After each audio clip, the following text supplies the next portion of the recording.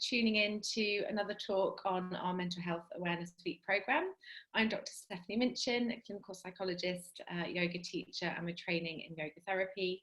And today I have the pleasure of interviewing Vicky from the Museum of Happiness, and we'll be talking all about sort of kindness, of course, the theme for this year's Mental Health Awareness Week programme, and thinking about how you can invite it more into your lives and sort of daily practices, really.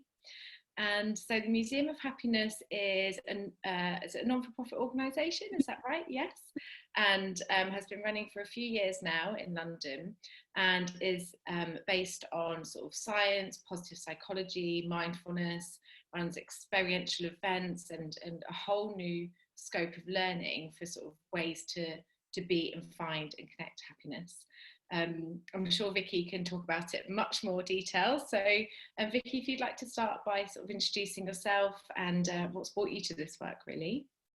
Absolutely. So hi everybody, thank you. It's such a pleasure to be here, and thank you, Steph, for inviting me. So yeah, I'm Vicky. I'm co-founder and director of the Museum of Happiness, and as Steph said, we just want to help explore the science and art of happiness in playful ways and give people really practical tools that they can use instantly on a day-to-day basis in a really practical way to feel a little bit more happier and peaceful in the moment. And also, if you practice these things, it will rewire your brain so that you feel happier and more connected, more peaceful longer term as well.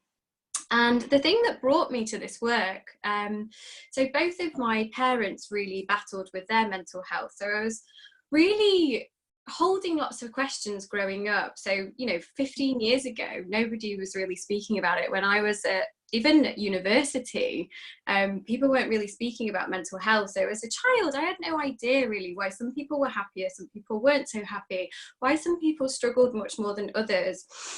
And it just really planted these seeds and these questions, and they just grew and grew and grew. And I started working as a youth worker, and I was just really struck with the poor levels of mental health within young people straight away.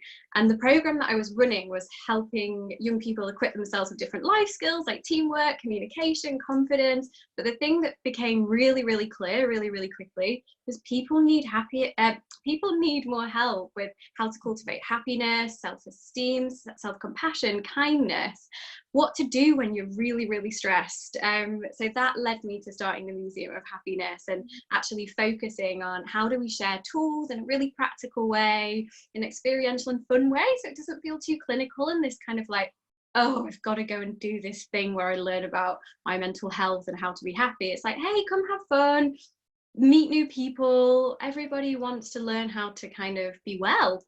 So that's what kind of brought me here today. Yeah, such an amazing initiative. And what I really like, Vicky, is how you say no one teaches us how to be happy. Of course, we're born into this world in certain ways, in certain relationships, family contexts. Adversity will throw its way to all of us in some shape or form. But even at an educational level, it's not really a GCSE, it's not on the curriculum. And it's so lovely to hear you talk about, okay, let's do this in a playful way. Like, let's just learn about ourselves and about other people. And I'm wondering, through that work, what does kindness mean to you, and how do you practice it? Yeah, absolutely. It's a really good question. So kindness to me means kind of showing care to myself, showing care to others, animals, and the planet, and just kind of having that as, on my conscious awareness. It's because we have a negativity bias in our brain, because our mind's function is to keep us alive and to survive. It's not actually for happiness, for kindness, but we have to kind of rewire ourselves to kind of be more inclined in that way. We have an innate tendency to be kind, though. It's in all of us. Kindness is one of our superpowers as humans. But yeah, it's that having that conscious awareness of showing care to myself, others, animals, and the planet. I like how you talked about that on different levels, and how you mentioned as well, like, this always fascinates me, like the brain psychology, the brain science, like we rewire our brain through sort of positive acts. So what sort of correlation do you think there is between mental health and kindness? Oh, there's such a strong link. So when I started learning about the brain and kindness, it absolutely blew my mind. Um, so basically, when we do something kind for ourselves or somebody else, animals, the planet, any act of kindness, it releases happy hormones in us. So chemical and hormone oxytocin, which is the connecting hormone, same as if you were hugging, and also dopamine as well, which is our reward and kind of achievement kind of hormone that gets released. So we don't have to go and run a marathon or climb a mountain. Just doing kind things for ourselves or others releases two of our core happy hormones. So we feel good when we're kind, and it doesn't have to be these huge, really grand things. Mother Teresa says, small acts with great love. So I think being kind to ourselves and others is really, really linked with mental health. So when we're kind to ourselves or others, actually we feel those benefits with those happy hormones, the receiver does, and anybody observing also gets those chemicals running through them. So there's this huge positive ripple effect, which I think is absolutely incredible. The other really cool thing about kindness, there's so many cool things. Dr. David Hamilton has done loads of really, really great work about kindness and self-kindness. And he's written a really good book called I Heart Me.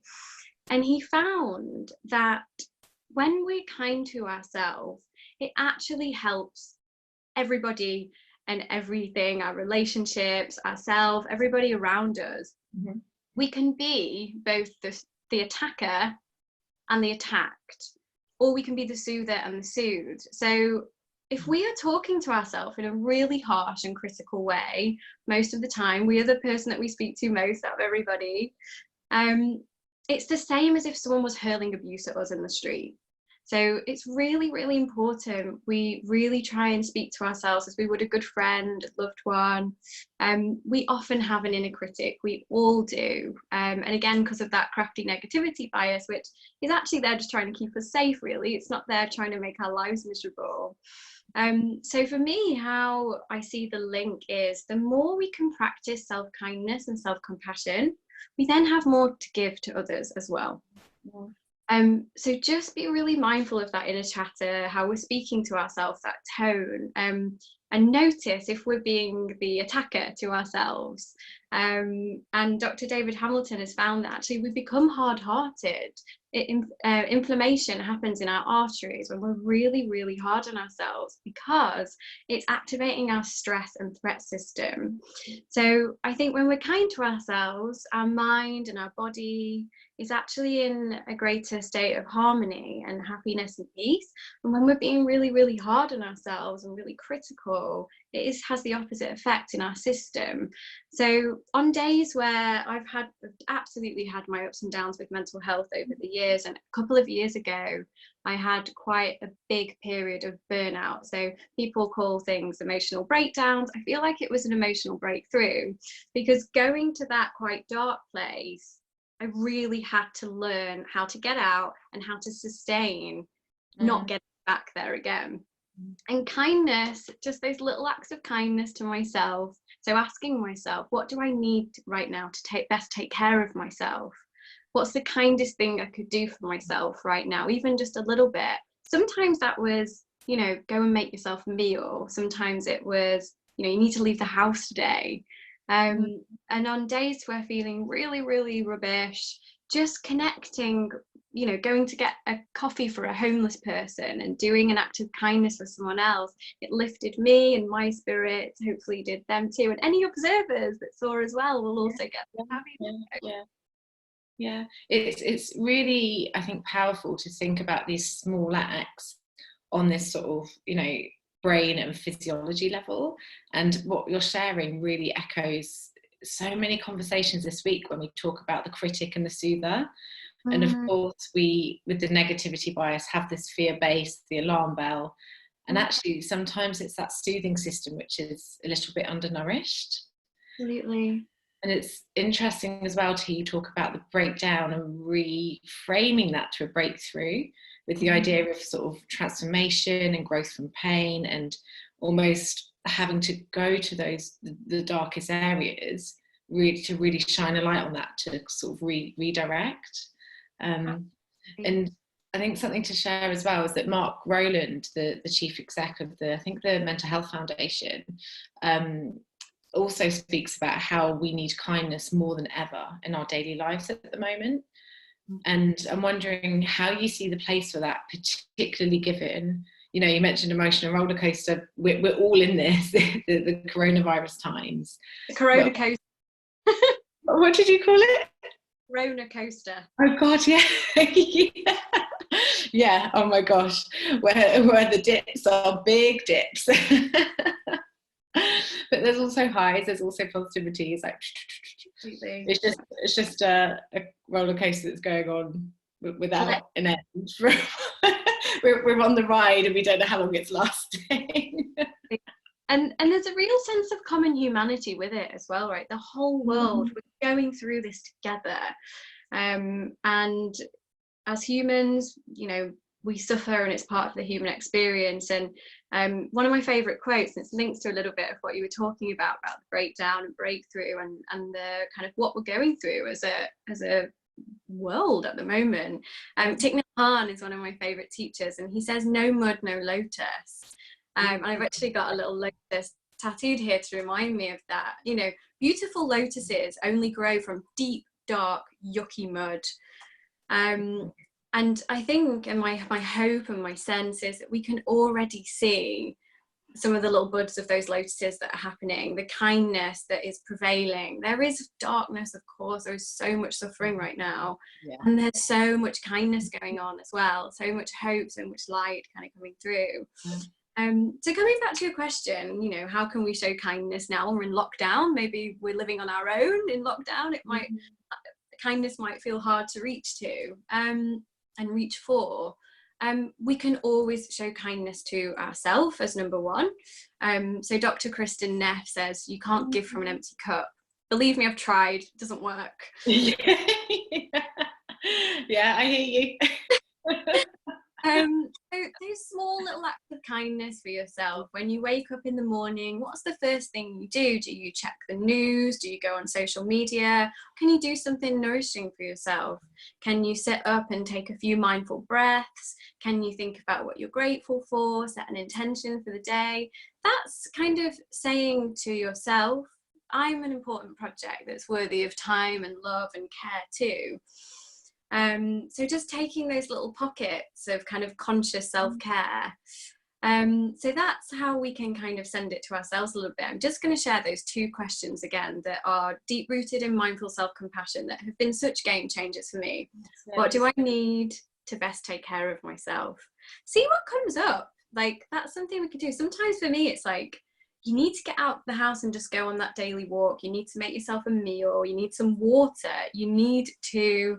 I know you've been living in kind of like slobby clothes for quite a while. Maybe put on a dress. It's interesting what comes up. And then what's the kindest thing I can do for myself? Even just a little bit. So what I found is, you know, I love cooking, and I would cook meals for people, and I would make the presentation really nice. And I realized that when I was doing it for myself, I wouldn't. And so one of my acts of kindness has been like, actually, I'm going to really present it really nicely as if I would if I was serving to somebody else. So bits of kindness to ourselves, we can always do. We might have resistance to it because it's a path not as well trodden as being hard on ourselves. But practice helps us neurologically, the pathway starts to form. And then kindness to others, you know, can we feed the birds? Can we smile or wave at neighbours? Can we send a letter to somebody and let them know that that they mean something to you? So a letter maybe to loved ones that we can't quite reach and hug right now. There's always little acts of kindness that we can do. Even little things about, you know, the products that we're buying. Are they kind to the environment? Are they not? Are we kind of shopping more locally right now, or buying things from big supermarkets? So these tiny little things.